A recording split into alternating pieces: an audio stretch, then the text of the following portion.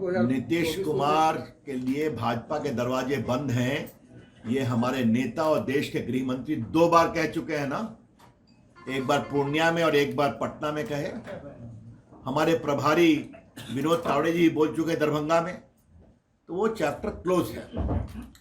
अब जहां तक मुझे आप ये बताइए कि राज्यपाल की नियुक्ति होती है तो आपको मुख्यमंत्री से बात करना पड़ता है, तो उसके लिए बात हुई थी, तो एक संवैधानिक औपचारिकता है, बस आप निश्चिंत रहिए। बिहार में भ्रष्टाचार नहीं है, हैं? बिहार में भ्रष्टाचार कई विभाग में है। हाँ है ना, उसकी ईडी और सीबीआई यहाँ आती है, तो भी लड़ाई चलेगी ना, चलेगी एकदम। करिए 24 के अभी बाद। अभी अभी तो ये चल रहा है ना, चलिए आप 24 के बाद। चलिए देखिए वो भी होगा। और बताइए, और कोई सवाल है?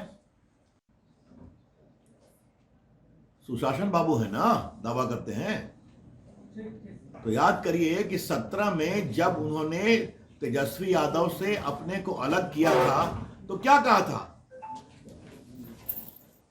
आइए बैठिए, बैठे हमको, बैठाइए, बैठे आइए, बैठिए, खुश रहिए, खुश रहिए। कमिश्नर फाइल कर दिया? क्या कहा था?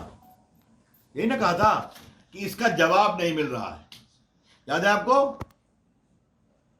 नीतीश बाबू भी जवाब मिल गया क्या?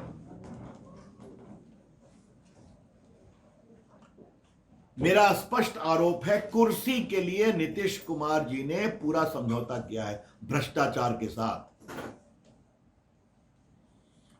और ऐसे नेता को मुख्यमंत्री बनाने का पब्लिक घोषणा करते हैं और अपने प्रधानमंत्री का दावा करते हैं, बनने का ख्वाब है।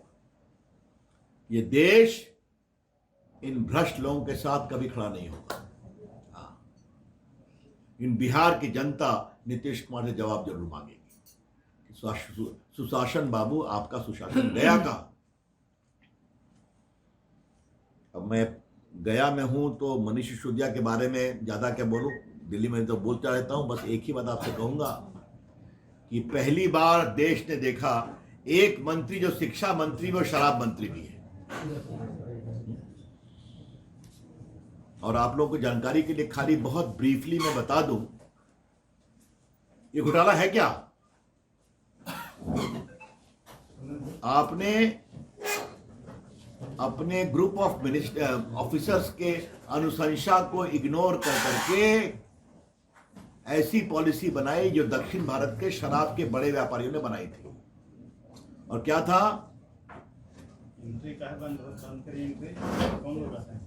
कमीशन को 2% से उठा करके 12% कर दिया। शराब पीने की उम्र 21 से घटाकर 18 साल कर दी, और कई और बदलाव किए गए। और बगल में जबरदस्त दक्षिण भारत से कमीशन भी आया। वो सारी बातें रिकॉर्ड पर हैं, उसकी जांच हो रही है। तो ये जो अरविंद केजरीवाल अन्ना हजारे के शिष्य सबको ईमानदारी का सर्टिफिकेट देते थे, उनको क्या हो गया है? इंक्वायरी फेस करें तो फिर वही कि मोदी जी प्रताड़ित कर रहे हैं। और खाली मैं आपको एक अंतिम बात कह दूं, ये जो पूरे एजेंसीज के बारे में आरोप लगते हैं, तो ये मेरा अंतिम टिप्पणी है, फिर जो आपके सवाल होंगे मैं उसका उत्तर दूंगा। जितने लोगों के खिलाफ आरोप लगे वो जेल गए कि नहीं गए? जो हमारे एनसीपी के गृह मंत्री थे महाराष्ट्र के देशमुख साहब, 1 साल जेल में रहे कि नहीं लगे? जो 100 करोड़ रुपए वसूली करते थे, आरोप था। दूसरे जो एक नवाब मलिक थे, उन्होंने जो आतंकवादी सरगना थे उनकी बहन से जमीन खरीदी थी, वो जेल में बंद है कि नहीं? जो उनके प्रवक्ता हैं शिवसेना के संजय राउत, वो जेल में गए कि नहीं 4 महीना?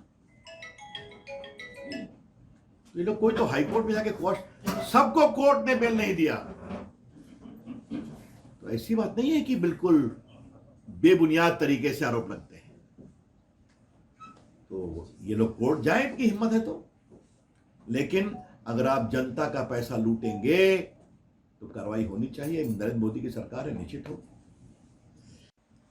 तो क्या इस लूट अगर एक शब्द में और एक वाक्य में कहा जाए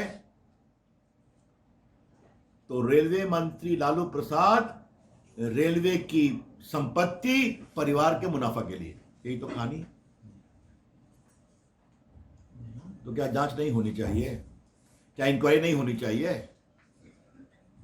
ये इतनी प्रॉपर्टी कहां से आ गई भाई? कोई सवाल नहीं करेगा क्या? दिल्ली में फ्रेंड्स कॉलोनी में इतनी महंगी प्रॉपर्टी कहाँ से आ गई? और देखिए मैं अपने कॉलोनी वाले में बताया जा रहा है कि 4 लाख में से भी था तो हाँ वो तो हो रही है, अभी आता हूँ डिटेल। ये देखिए ये किसका है? ये तेजस्वी प्रसाद यादव का 2020 के विधानसभा चुनाव का नॉमिनेशन पेपर में आप जो एफिडेविट फाइल करते हैं ना, संपत्ति कितनी है, लोन कितना है, एजुकेशनल क्वालिफिकेशन कितना है, मैं उसकी फोटोकॉपी इलेक्शन कमीशन के साइट पर है, आपको मिल सकती है। ये देखिए 2007, 6, 5 में कितनी संपत्ति खरीदा है। देखिए मैं आपको सामने दिखा रहा हूं, 1, 2, 3, 4, 5, 6, 7, 8, 9। तो कहां से इतना पैसा आ गया भाई? तो आपको सवाल तो पूछेंगे ना। आप उप मुख्यमंत्री हैं, आप विधायक रहे हैं, पहले भी उप मुख्यमंत्री रहे हैं, तो आपको इतना आय से अधिक संपत्ति कहां से आ रही है? ये बात आपके सामने मैंने आज इसलिए उठाई है कि इन बातों का जवाब नहीं दिया जा रहा है, खाली तंग किया जा रहा है। मोदी जी भी विपक्षियों को तंग कर रहे हैं। लेकिन आपको चारा घोटाले में सजा क्यों हुई? अलकतरा घोटाले में सजा क्यों हुई? रेलवे की संपत्ति होटल की क्यों दी गई? आपको पटना में 3.5 एकड़ का महंगा प्लॉट कैसे मिल गया? उस पर 650 करोड़ का कैसे बन रहा है मॉल? 5-6 लाख में खरीदी गई जमीन संपत्ति दिल्ली में फ्रेंड्स कॉलोनी में, दाम उसका 150 करोड़ कहां से आ गई? इसका जवाब तो देना पड़ेगा ना। तो इसका जवाब नहीं दे रहे हैं। और देखिए मैं खाली तेजस्वी जी का दिखाया, ये देखिए ये मेरे पास उनके भाई का भी है, ये भी सब रिकॉर्ड पर है। ये देखिए सब 2005, 6, 7 में जमीन खरीदी गई है। तेज प्रताप जी कितना है? तेज प्रताप जी हाँ तो ये तो मैं दिखा रहा हूँ, पहले तेजस्वी का दिखाया, अभी तेज प्रताप जी का दिखा रहा हूँ। ये देखिए इनका भी 1, 2, 3, 4, 5, 6, 7।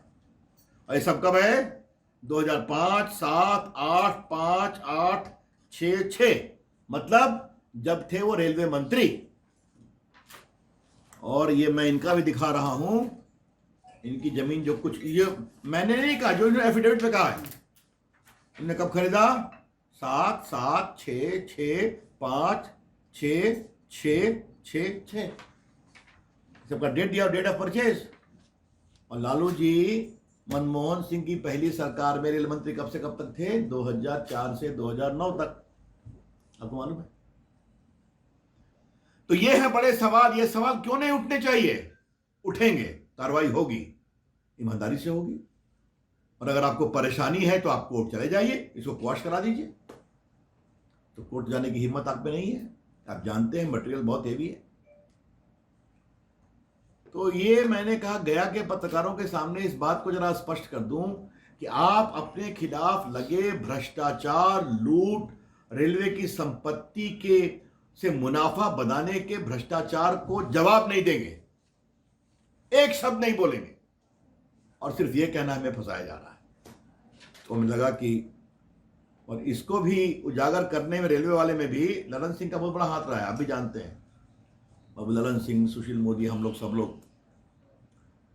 तो ये अपनी सीडी काम कर रही है, ईडी काम कर रहा है, सीबीआई अपनी काम कर रही है, जाके वहां जवाब दें। हृदय से स्वागत कि आपने इतना कष्ट किया बुलाने के लिए। आज मैं शादी में आया था, हमारे स्वामी जी की बिटिया की शादी में। पिछली बिटिया की शादी में मैं नहीं आ सका था, तो आज मेरी इच्छा हुई कि एक बार मैं गया के पत्रकार मित्रों से बात कर लूं। वैसे भी बात करने को बहुत कुछ है, तो मैं अपनी कुछ 2-3 बातें कह देना चाहता हूं, और फिर जो आपके सवाल होंगे उसका मैं जवाब दूंगा। ये जो बार बार लालू प्रसाद, तेजस्वी और नीतीश कुमार कह रहे हैं कि ये जो पूरी कार्रवाई ईडी की हुई है ये पूर्वाग्रह और पक्षपात है, तो मैं आज अपने गया के पत्रकार मित्रों के सामने कुछ सवाल रखना चाहता हूं। मेरा एक और परिचय है ना कि चारा घोटाले में सीबीआई इंक्वायरी कराने वाला वकील मैं ही हूं, रविशंकर प्रसाद। उसमें पिटिशनर कौन थे? सुशील मोदी। दूसरे केस में पिटिशनर कौन थे? बाबू राजीव रंजन सिंह ललन, तो जदयू के राष्ट्रीय अध्यक्ष हैं।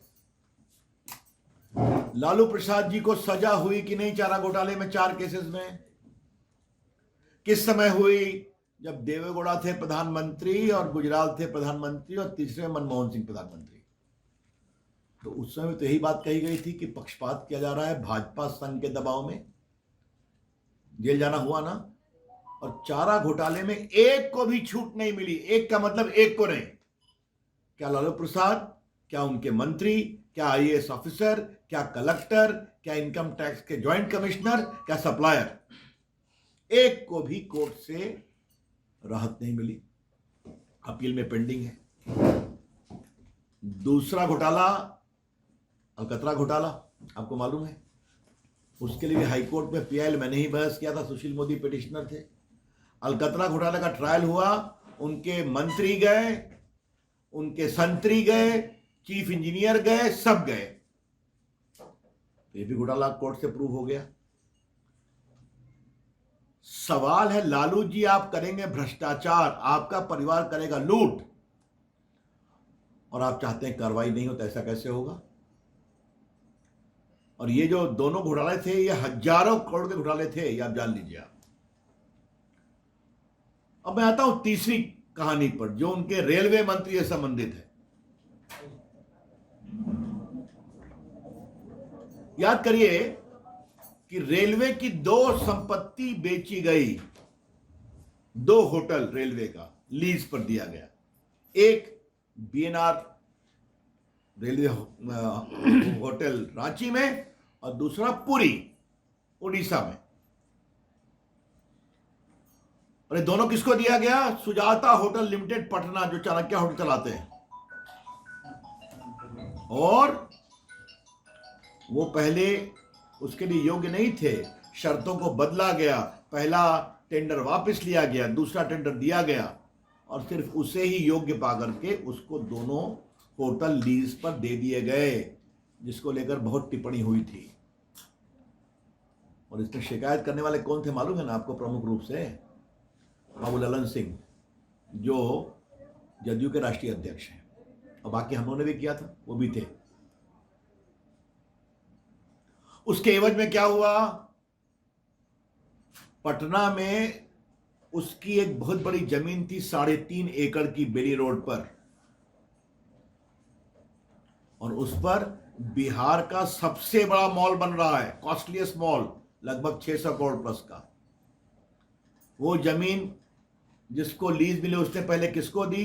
अपनी कंपनी से, राज्यसभा के एक मेंबर की कंपनी, जिसमें राज्यसभा के एमपी की पत्नी डायरेक्टर थी, और बाद में उसको दे दिया गया परिवार की एक कंपनी को, जिसमें राबड़ी जी और बाकी परिवार के लोग डायरेक्टर थे। तो चारा घोटाला नंबर 1, अलकतरा घोटाला नंबर 2, रेलवे के होटल को गलत तरीके से बेच करके मुनाफा कमाना नंबर 3, वो भी ट्रायल में पेंडिंग है। अब चौथा, जमीन दो नौकरी लो। और ये कोई ऐसी बात नहीं है, ये सब आप लोगों ने लिखा है, तो मेरे पास वो सारे प्रमाण हैं कि किसको कहां से कब नौकरी मिली, वो सब मैं आपको दे सकता हूं। आप लोगों ने छापा है।